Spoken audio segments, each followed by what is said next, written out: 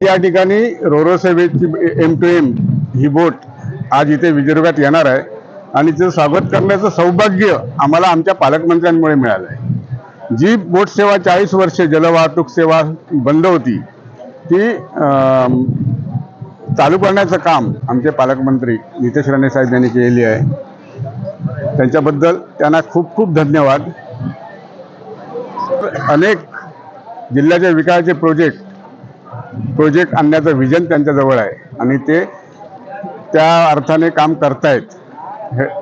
हे पाहून आम्हाला खरोखर मनापासून मनाला शांती मिळते। पर्यटक येतील जिल्ह्यात, या विजयरूपचा विकास होईल, इथले स्थानिक लोक त्यांना सेवा सुविधा देऊन त्यांचा पण रोजगार वाढेल आणि अशा दृष्टीने पर्यटनाचा चालना मिळेल आणि रोजगार पण बेरोजगारीचा पण उच्चाटन होऊ शकतं।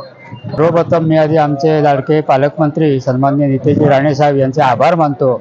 एक ह्याचं विकासाचं वेगळं दालन आज खुलं झालं असं म्हणायला काय वागो ठरणार नाही।